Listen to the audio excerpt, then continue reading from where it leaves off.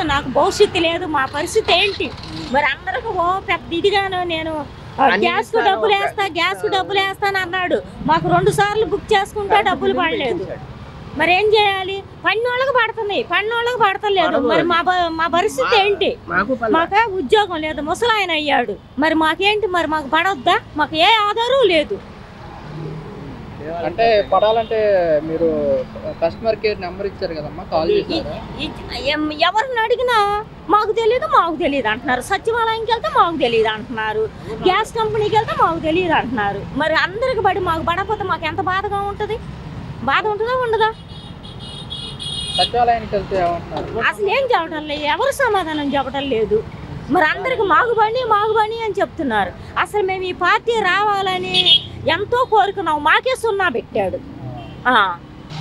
ఆయన చూస్తే ముసలాయన అయ్యాడు, ఆయనకు ఉద్యోగం లేదు. మరి మేము ఎలా బతకాలి? ఇది రైతు బజార్లో ఇక్కడ సంచి పట్టుకొని తిరిగి ఇలా తెచ్చుకుంటాం.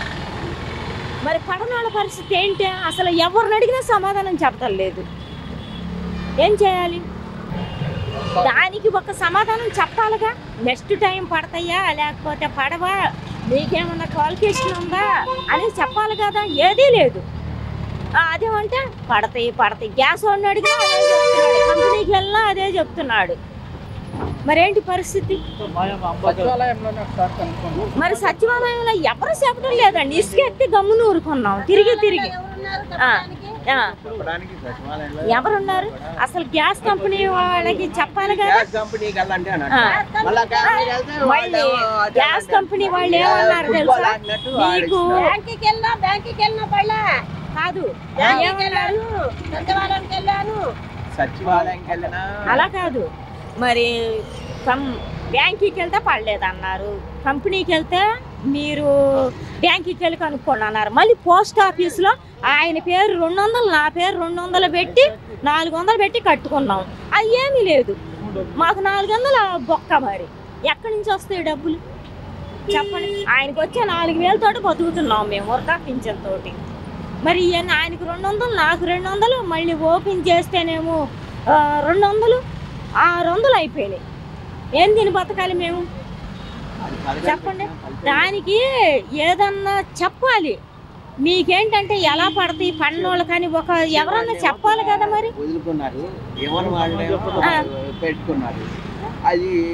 ఏదో జగన్ ఉన్నప్పుడే బెటర్ అనిపించింది. సంవత్సరానికి 15,000 ఇచ్చాడు. వీళ్ళు వచ్చినాక ఏదీ లేదు మాకు ఉపయోగం. అంటే పథకాలు ఇవ్వాలంటే ఖజానా మొత్తం ఖాళీగా ఉంది. జగన్మోహన్ రెడ్డి పేదలకు ఆ పథకాలు ఇచ్చారని చెప్తున్నారు కదా.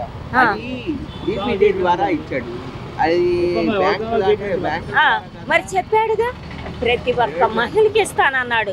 ఇంతవరకు అది వయసు ఎంత వాళ్ళకో చెప్పలేదు. మరి ఆ విషయం రాలా బయటికి. మరి ఎంత వయసు కానించి 18 సంవత్సరాల కానించి అన్నాడు. లాస్ట్ ఎంతవరకు ఏజ్ అది చెప్పలేదుగా.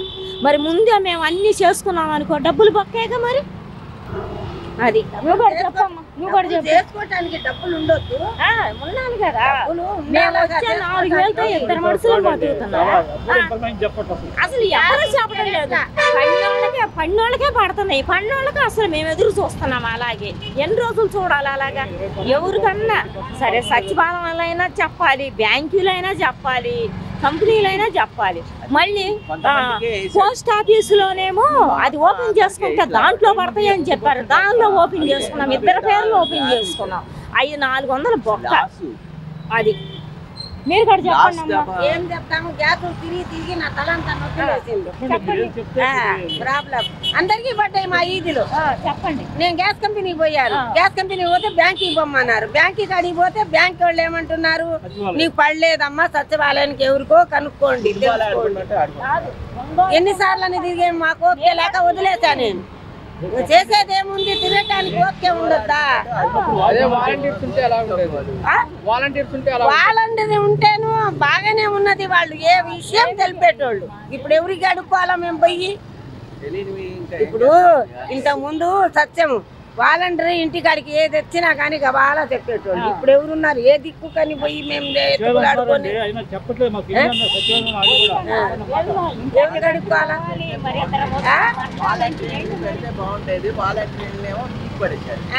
అసలు ఏ విషయం తెలియట్లేదుగా.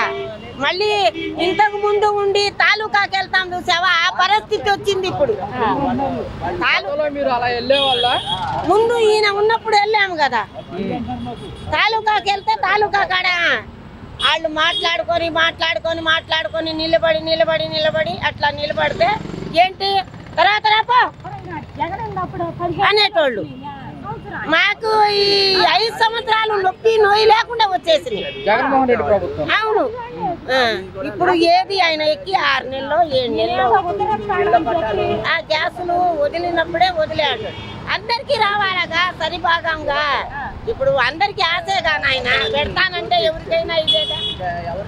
ఇప్పుడు వస్తూ అందరికీ వదిలాడు. నేను తిరిగి నా చేత కాక గమ్ముకుని మళ్ళీ 6 నెలలకు ఒకసారి 3 నెలలకు ఒకసారిగా పెట్టింది. మళ్ళీ పడబోతున్నాయి, వాళ్ళు ఆశలు పెట్టుకుంటున్నారు. మాకు అసలు మొదలు పడిన వాళ్ళకి మేము ఎవరి మీద ఆశలు పెట్టుకోము చెప్పండి. మరి వీళ్ళది ప్రాబ్లమో, బ్యాంక్ వాళ్ళది ప్రాబ్లమో, గ్యాస్ వాళ్ళది ప్రాబ్లమో మాకేమో తెలియదు. నా అన్ని ఆధార్ కార్డులు కానీ అన్నీ ఉన్నాయి, బియ్యం కార్డు కానీ ఏదన్నా కానీ. పింఛన్ మాత్రం ఇస్తున్నాడులే, పొద్దున్నే తెచ్చి ఇస్తున్నాడు. వాళ్ళు ఉన్నప్పుడే ఎట్లా ఇచ్చారో అట్లాగే ఇస్తున్నాడు. మరి ఇప్పుడు మహిళలకు 18,000 ఇస్తామని చెప్పారు. ఏది ఎవరికి, అది ఎవరికి ఇస్తారు? మాకు ఓటు ఏంది, పింఛన్ ఉన్న వాళ్ళకి లేదన్నారు, ఉన్నోళ్ళకన్నా ఇయ్యాలగా. ఇప్పుడు పింఛన్ ఉన్న వాళ్ళకి లేదన్నారు, ఉన్నోళ్ళకన్నా ఇయ్యాలగా. ఆయన చెప్పినట్టు ఏది లేదు, మాకేది తెలియట్లేదు నాయన. ఏం చెప్తా, ఏదో కష్టపడుతున్నాం, ఆ పింఛన్ వస్తే తినుకుంటాను. ఈ రోడ్ల మీద కూర్చొని ఏదో చేసుకుందామంటే పరిగెడుతున్నారు.